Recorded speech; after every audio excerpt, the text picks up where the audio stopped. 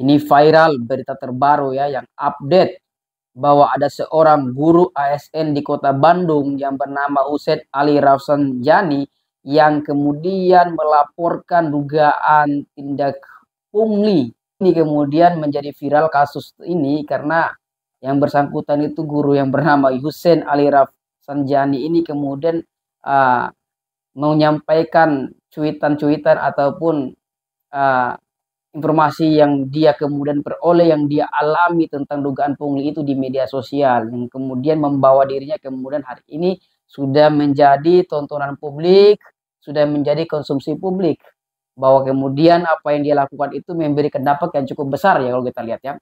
Yang pertama ini kasusnya ini bermula dari dia melaporkan adanya dugaan tindak pungutan liar atau pungli di salah satu situs. Nah, kemudian akibat daripada perbuatan dia, kemudian dia diintimidasi. Bayangkan ini kan, dia diintimidasi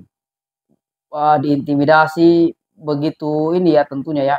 Sehingga karena dia pusing, kemudian dia kesal dan seterusnya, kemudian dia memilih untuk mengundurkan diri daripada uh, mengundurkan diri tentunya dari ASN dan lain-lain seterusnya. Nah, tentu ini sangat ini ya penting ya bahwa dia ini kalau kita lihat merupakan sosok yang berani tentunya kan, yang berani, yang kemudian harusnya menjadi contoh dan kemudian bukanlah sosok yang harus dimusuhi ya kan. Nah, tapi tentu yang kita lihat adalah dia kemudian uh, akibat daripada laporan dia kemudian dia diintimidasi, diancam-ancam dan seterusnya. Kalau kita lihat daripada informasi yang beredar ini kan dia diancam-ancam kenapa melaporkan ini dan seterusnya. Dan walaupun dia sudah mengkanter tentang ucapan-ucapan dia, statementnya bahwa uang-uang kemudian yang dimintai untuk kegiatan ini, kegiatan itu kemudian diperuntukkan untuk apa. Nah, semua penjelasan-penjelasan yang disampaikan oleh instansi yang kemudian menaungi dia kemudian tidak jelas untuk menerangkan hal tersebut. Untuk apa anggaran-anggaran yang disetorkan diperuntukkan. Dan konon katanya peristiwa ini bukan cuma dia sendiri, tetapi juga dialami oleh kawan-kawannya yang lain.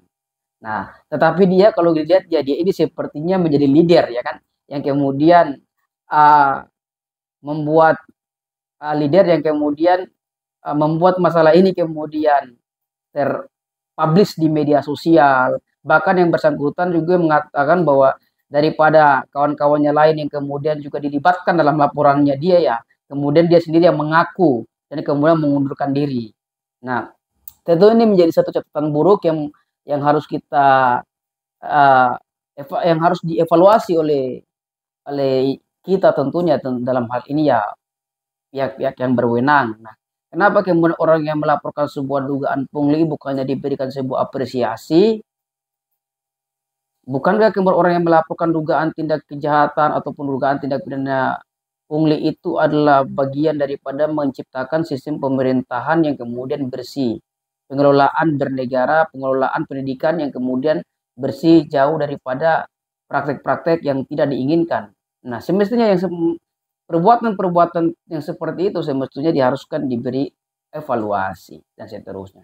Yang kedua juga ini penting lagi bahwa kenapa laporan dia kemudian diketahui oleh orang-orang yang kemudian kalau kita sebut ya kok dia melaporkan itu kemudian terdeteksi bahwa dia telah melaporkan adanya dugaan pungli ya kan, terdeteksi sehingga dia kemudian dipanggil untuk menghadap ke kantor BK PSDM Pangandaran. Di sana suasananya kemudian dikatakan tidak enak. Dia dikepung oleh 12 orang dan ditanya kenapa melapor dan lain-lain seterusnya.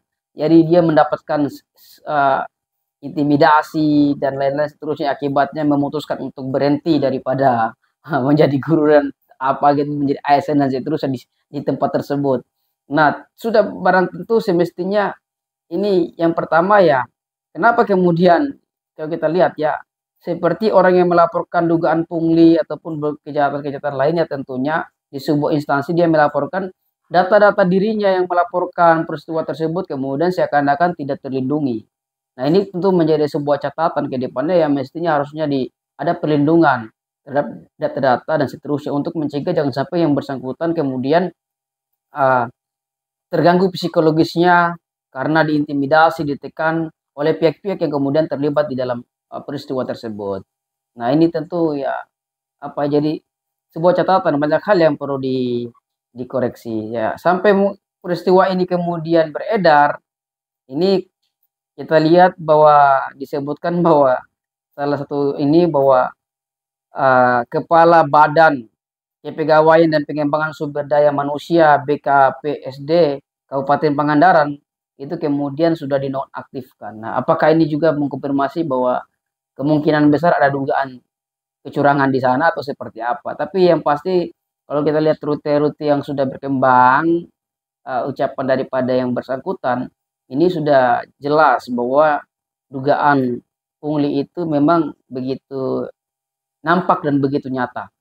Nah, mungkin ini akan ini kan akan terus diproses. Tapi yang bersangkutan yang paling penting adalah ya harusnya seorang Hussein Ali Rafsanjani yang kemudian melaporkan pungli ini seharusnya dia diberikan apresiasi. Pemerintah daerah setempat harusnya memberikan dia sebuah penghormatan, penghargaan, reward atas apa yang kemudian keberanian yang dia lakukan.